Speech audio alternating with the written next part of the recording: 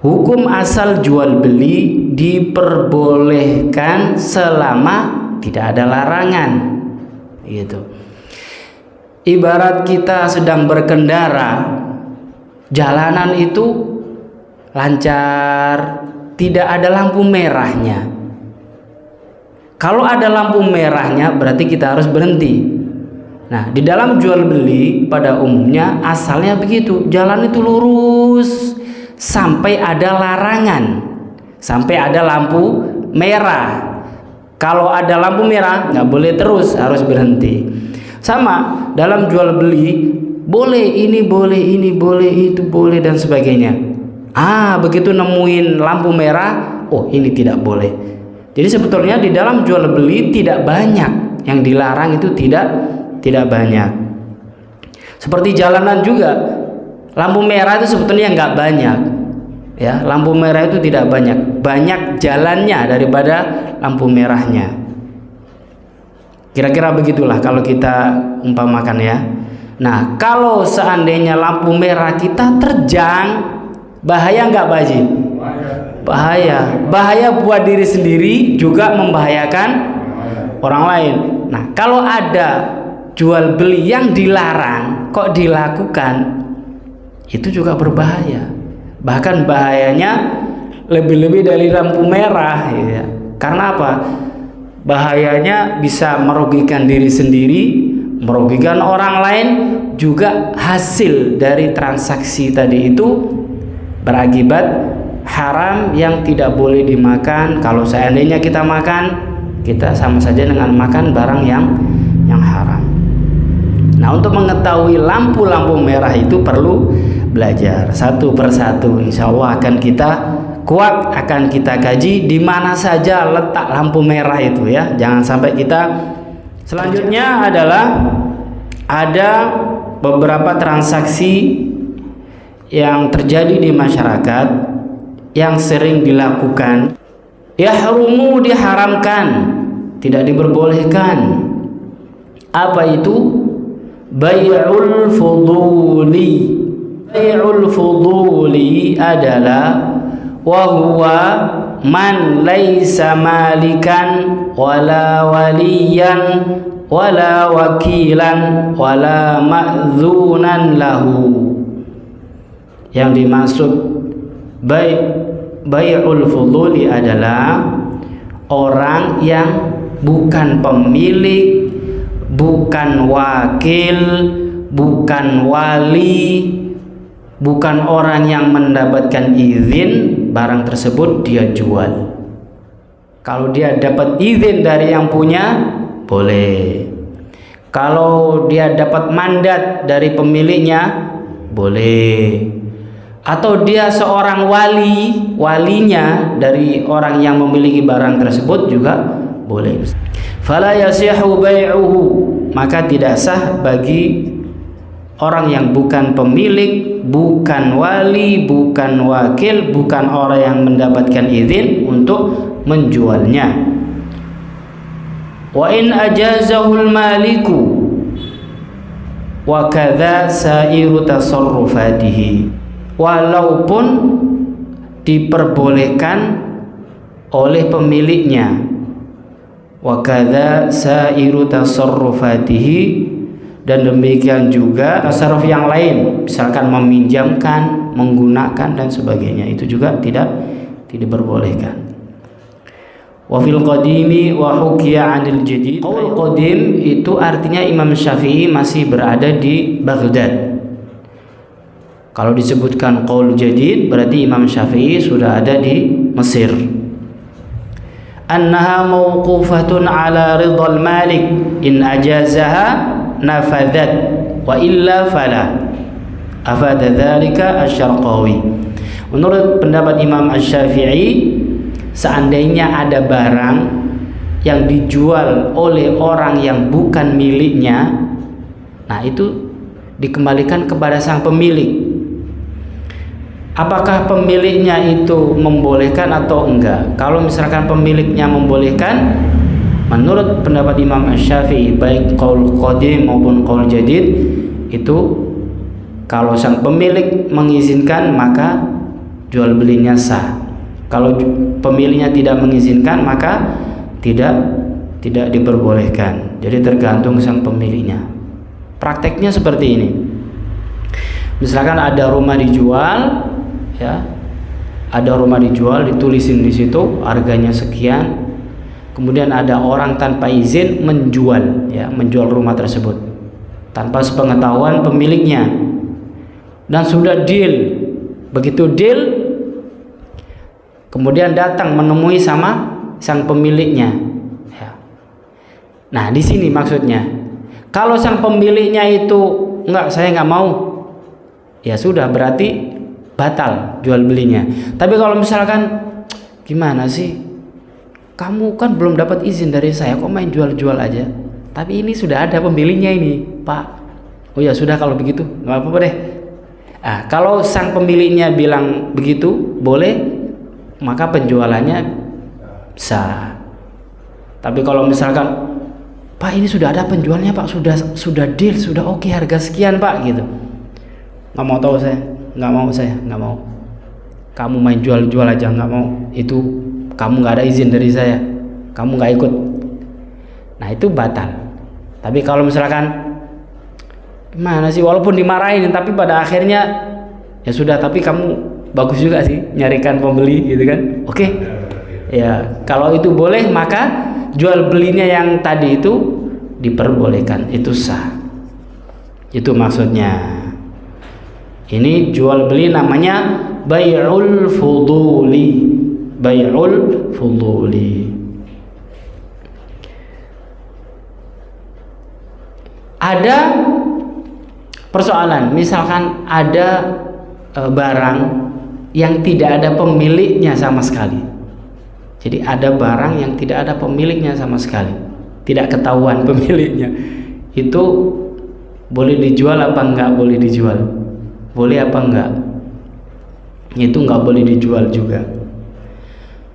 Kalau ada barang yang tidak jelas kepemilikannya, ini punya siapa ya?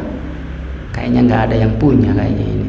Nah, kalau ada misalkan pekarangan atau tanah atau apa gitu ya, yang tidak ada pemiliknya, itu tetap tidak boleh dijual belikan. Biasanya ini yang deket-deket apa namanya, deket-deket kali, ya kan? Nah, ini hati-hati ya. Walaupun itu kelihatan nggak ada pemiliknya nggak ada, nggak ada yang punya, tetap kita nggak boleh untuk menjualnya, nggak boleh untuk menjualnya. Kalau di sawah, di perkampungan, perdesaan, itu biasanya ada batas antara satu sawah dengan sawah yang lainnya. Itu biasa dipisah dengan kayak semacam jalan setapak gitu ya. Itu namanya apa itu? Galengan. Nah, galengan itu milik siapa? Nggak ada pemiliknya. Nah, galengan ini nggak boleh itu dijual ya. Galengan ini nggak boleh dijual. Karena apa? Nggak tahu ini punya siapa gitu. Maka itu harus dibiarkan seperti itu gitu. Maksudnya itu biarin di situ. Biarkan apa adanya seperti itu. Karena apa? Karena suatu saat ada masyarakat kaum muslimin yang masih bisa menggunakan barang tersebut atau jalur tersebut untuk jalan kaki dan sebagainya. Nah, itu ya, jangan main jual-jual aja. Ada beberapa daerah itu mentang-mentang ini nggak ada pemiliknya nih, ayo kita bareng-bareng kita jual gitu. Ada ya seperti semacam itu. Akhirnya jual bawah tangan gitu ya. Nah, itu tidak diperbolehkan, itu dilarang ya. Itu dilarang. Kemudian ada lagi penjualan yang tidak diperbolehkan. Apa namanya? Bai'ul urbun. Yang berikutnya adalah bai'ul urbun. Apa itu bai'ul urbun? Bai'ul urbun itu penjualannya semacam begini. Misalkan ada barang ditransaksikan. Misalkan sudah deal dengan harga 100 juta. Taruhlah rumah ya, rumah. Jadi ada rumah kemudian dijual, pembelinya sudah ada, ditawarkan sama pembelinya, ini harganya 100 juta gitu ya. Lalu sang pembeli itu menyerahkan uang taruhlah 500.000 atau 1 juta ya. Oke Pak gitu.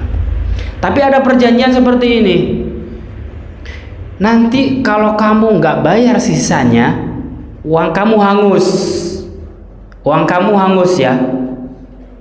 Tapi kalau kamu jadi bayar, uang kamu nggak hangus, itu dihitung sebagai pembayaran. Nah ini namanya jual beli al-urbun, bai'ul urbun. Penjualan yang semacam ini, transaksi semacam ini tidak diperbolehkan. Tidak diperbolehkan. Dengan sistem uang hangus itu tidak diperbolehkan. Ada nggak yang praktek seperti itu di masyarakat? Ada. Banyak ya, banyak. Bahkan ada beberapa teman kita yang seperti itu, melakukan itu. Kamu kalau nggak bayar, uang kamu yang sudah masuk hangus. Nah ini zalim ini ya. Karena apa? Sang pembeli tidak mendapatkan apa-apa, sedangkan dia, sang penjual, mendapatkan uang dari sang pembeli yang tidak jadi, sedangkan barangnya dia tidak ada yang kurang gitu. Nabi kita Muhammad SAW melarang jual beli dengan sistem hangus.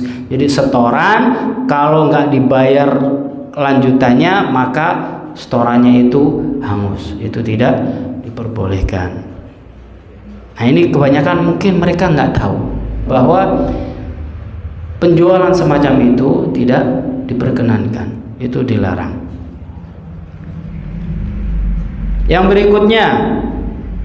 berikutnya ini ada lagi nih. Bai'ud daini bid-daini.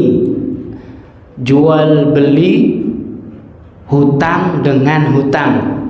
Nah, ini harus praktek ini, jual beli hutang dengan hutang nih. Kalau enggak kayaknya bingung ini ya. Bagaimana pengertian jual hutang dengan hutang? Misalkan ada A, B, C. A punya hutang ke B, B punya hutang ke C, C punya hutang ke A. Begitu pas nagih dibalik kan, A nagih ke C, C nagih ke B, B nagih ke A. Kata si A ditagih sama si B, tunggu dulu B, saya punya uang tuh di si C ya kan. Gimana sih? Yaudah gini aja, saya kan punya utang sama kamu, saya bayar pakai itu uang saya yang di si C gitu, si C. Bingung nggak ini? Ini kalau nggak dicontohkan kayaknya susah ini. Ya intinya kayak begitu ya. Intinya itu betul. Oke, kamu nagih saya, tunggu sebentar, uang saya itu ada di C ya kan. Ya udah gini aja, uang saya di C buat bayar kamu. Nah ini tidak diperbolehkan.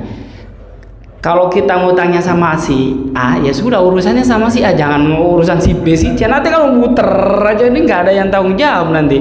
Nunggu ini. Nah itu tidak diperbolehkan. Melimpahkan gitu, tidak diperbolehkan. Sedangkan pembayarannya itu tidak bisa diserahkan karena apa? Masih di orang gitu.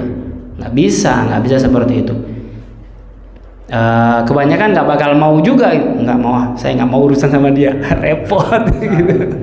Nggak ada urusannya, kamu urusan sama saya, sudah kamu bayar sama saya selesai gitu, kayak gitu. Nah kalau semacam kayak begitu, enggak, kamu itu tagih ke si C, ya, uang saya ada sama dia. Nah itu tidak diperbolehkan, ya nggak boleh ya. Gitu. Kecuali kalau si C itu rela ya, dikasih tahu, ditelepon dulu, si C aku lagi ditagih nih sama si B ya kan, kamu kan punya utang sama saya, iya, kamu nanti bayarnya aja ke itu, ke apa, si B gitu. Kalau dia mau, oh ya sudah nggak apa-apa, ya itu boleh. Tapi kalau misalkan enggak, itu si B itu ruwet, saya nggak mau, saya mau bayar sama kamu aja gitu. Kenapa sama saya begitu? Ya kamu kan bisa nanti gitu. Kalau sama dia enggak, ada ampun gitu. Kalau dia mau sama-sama setuju itu boleh. Tapi kalau misalkan nggak mau, dia nggak mau, nggak boleh. Karena apa? Karena yang pertama, barang yang untuk bayar tadi itu tidak bisa diserahkan, gitu ya. Ada juga gambaran bai'ud dain bidain itu seperti ini. Misalkan ada si A dan si B, ada si B lagi. Si A sebagai penjual, kemudian si B pembeli. Si pembeli punya hutang sama si A. Taruhlah hutangnya 500.000 gitu ya. Hutang nih.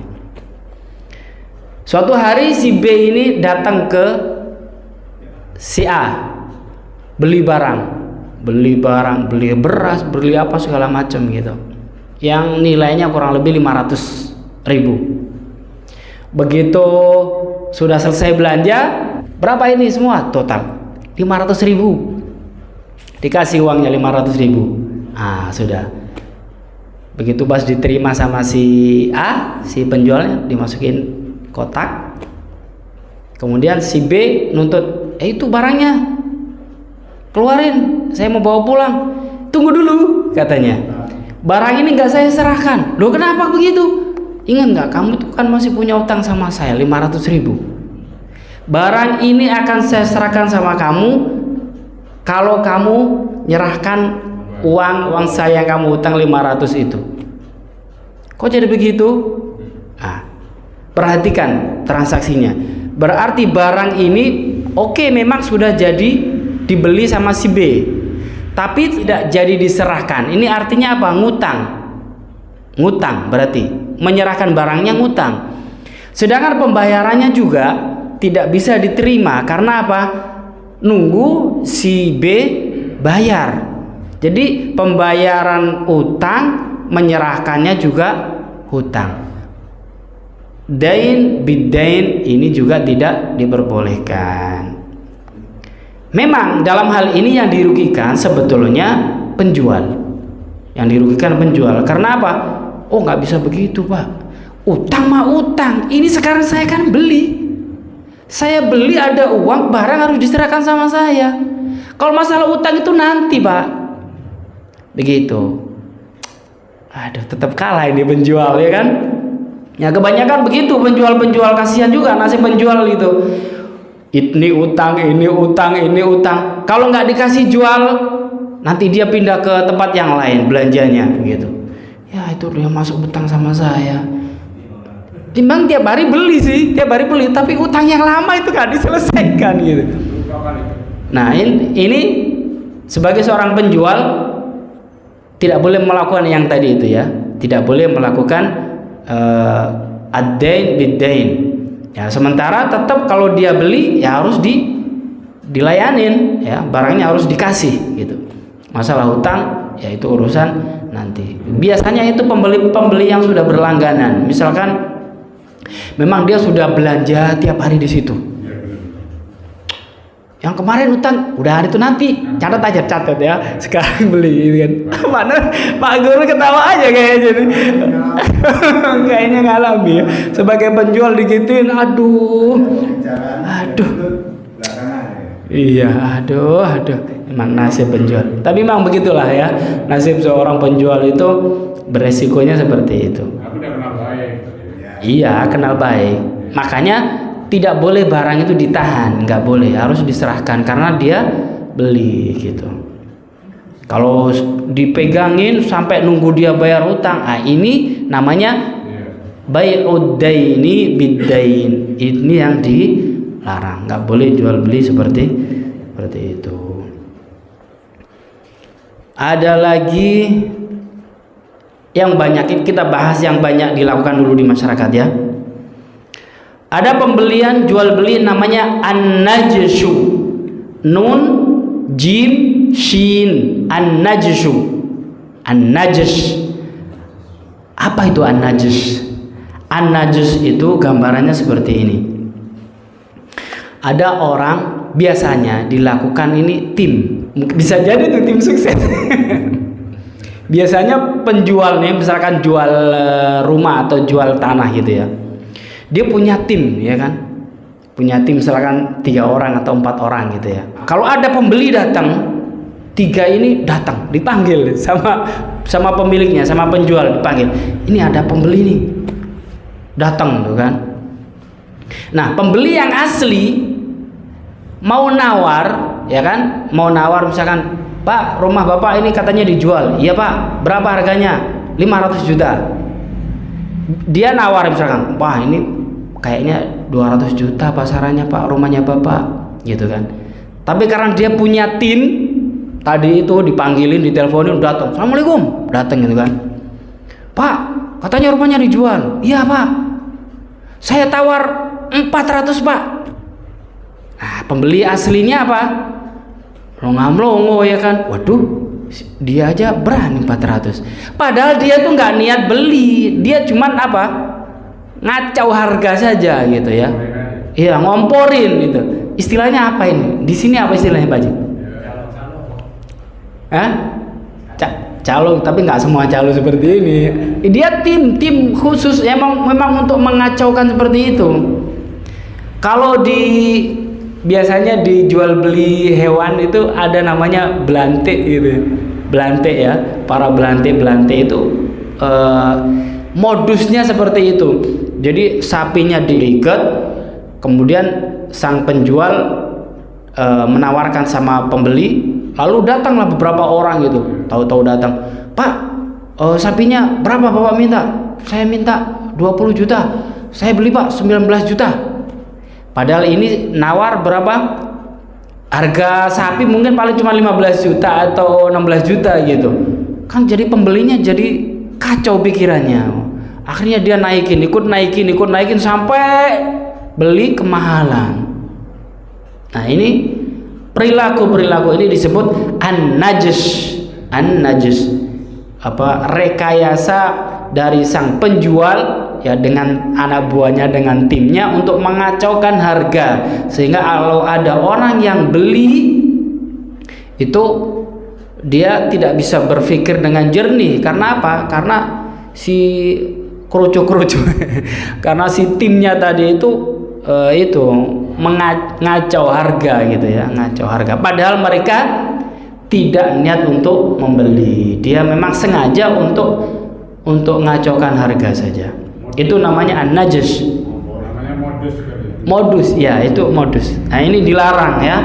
Jual beli seperti ini dilarang. Termasuk dilarang dalam transaksi jual beli, bai'atani fi bai'ah. Bai'atani fi bai'ah. 2 transaksi di dalam satu transaksi. Misalkan penjual, Pak, saya jual rumah saya kepada Bapak dengan harga 200 juta, tapi dengan syarat Bapak harus jual motor Harley Bapak kepada saya dengan harga 50 juta. Nah, ini berarti ada 2 transaksi ya, transaksi rumah dan transaksi apa? Motor. Tapi di dalam satu transaksi, 2 pembelian dalam satu transaksi. Ini dilarang ya, ini dilarang, nggak boleh. Nah, itu maksudnya bai'atani fi bai'ah. Hadis dari sahabat Abu Hurairah radhiyallahu an, nah Rasulullah sallallahu alaihi wasallam an bai'ataini fi bai'ah. Lain halnya dengan misalkan seperti ini ya. Jadi ada 2 barang, misalkan baju. Satu baju warna merah harga 50.000. Satu baju lagi warna biru harganya 75.000. Satu 50.000, yang satunya 75.000. Saya tawar, ini berapa Pak harganya Pak? Yang merah 50, yang biru 75. Gini aja deh Pak, dua-duanya saya beli ya, tapi 100.000.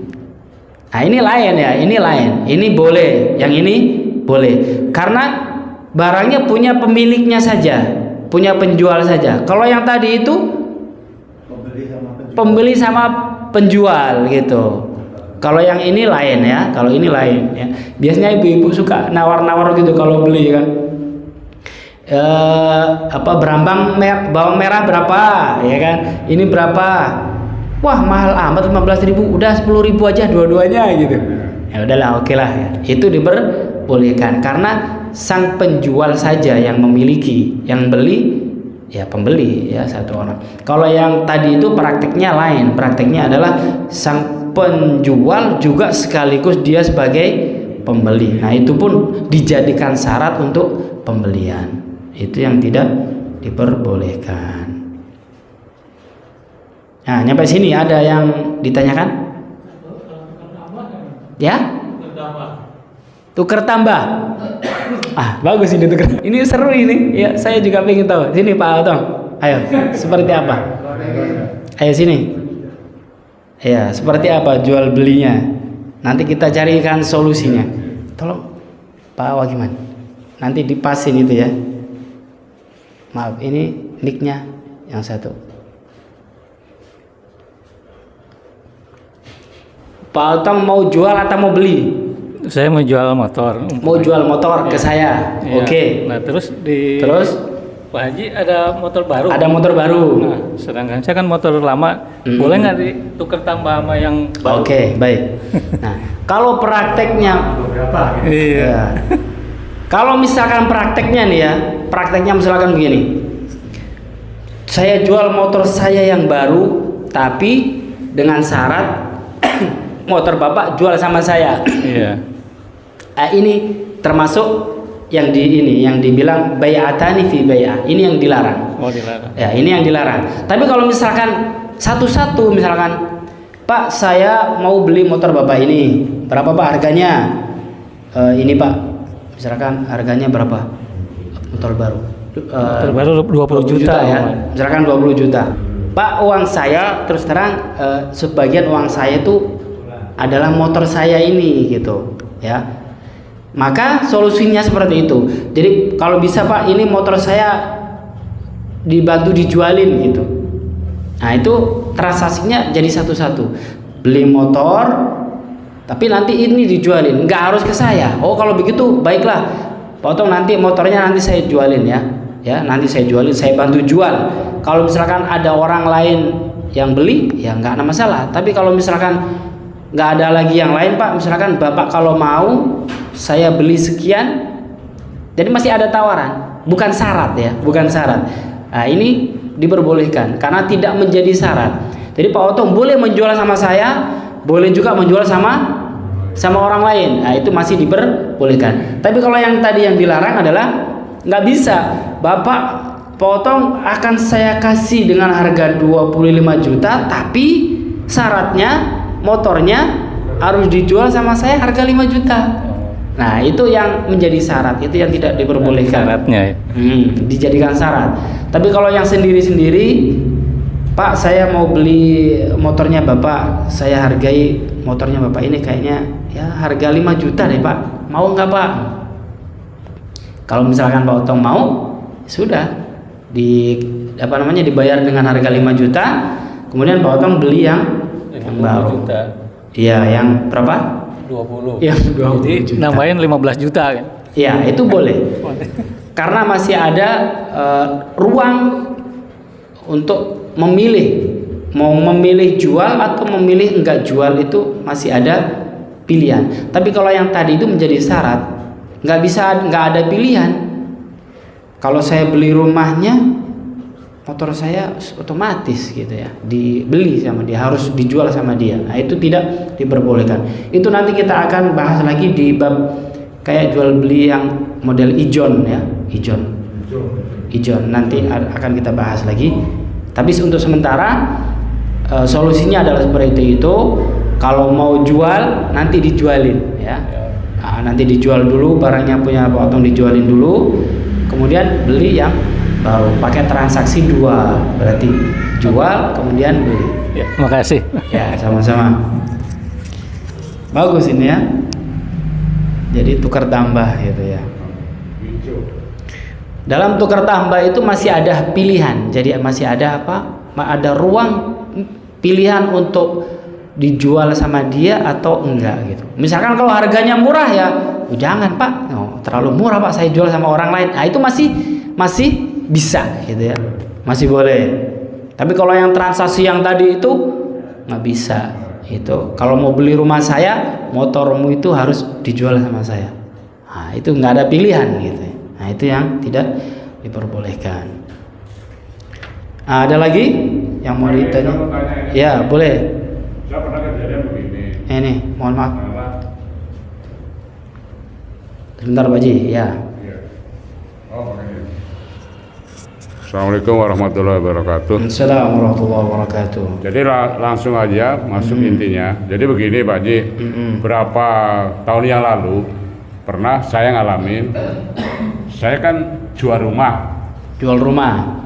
Kan kalau udah bicara jual rumah itu kan saya perlu duit, kan itu kan.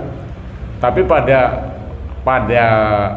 akhirnya itu saya suruh datang. Ini udah clear ya, udah clear kan. Misalnya 20 juta gitu kan. Saya kan perlu duit gitu kan. Begitu pada waktunya mau bayar, saya datang karena udah suatu perjanjian itu kan. Datang ke sini mau saya bayar kan gitu kan. Karena memang urusannya udah deal gitu kan, itu tanpa pelantara gitu kan, basic to basic lah kira-kira gitu Pak Ji. Nah setelah sampai di tempatnya yang bersangkutan itu, kenapa saya harus suruh milih motor? Kan itu Pak Ji. Milih motor. Milih ya, motor. Sini, ya. Ya. Iya. Milih motor. Iya. Terus? Padahal saya bilang, loh saya kesini bukan perlu motor, saya perlunya duit, kan itu kan, karena Bapak mau bayar sama saya tapi dengan berupa duit. Lu poin aja. Ya udah kalau gitu saya beli motor ini yang tender. Kan itu kan. Nah tender ini dihargain berapa? Kan itu ya. Dihargain 15 juta gitu kan. Nah sudah gitu ya udahlah kalau mau begitu. Berarti sisanya itu gimana nih? 5 juta. Masih ada kan sisa 5 juta. Kan masih ada sisa 5 juta. Kan itu kan. Besok misalnya minggu besok dia ada duit bayar 1 juta kan masih kurang 4. Ini akhirnya lama-lama pusing sendiri saya. Ini jual tapi malah kayak jual kredit. Itu solusinya gimana Pak Haji? Itu aja dulu. Baik. Kita luruskan dulu ya. Jadi Pak Haji Sahlan menjual rumahnya karena saking butuhnya duit. Sekarang butuhnya itu 20 juta dulu gitu ya.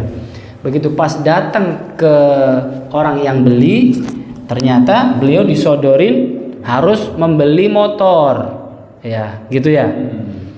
Nah, ini yang dimaksud dalam dua transaksi itu. Dia membeli rumahnya Pak Haji dengan syarat Pak Haji beli motornya dia. Nah, ini yang transaksi yang tidak diperbolehkan.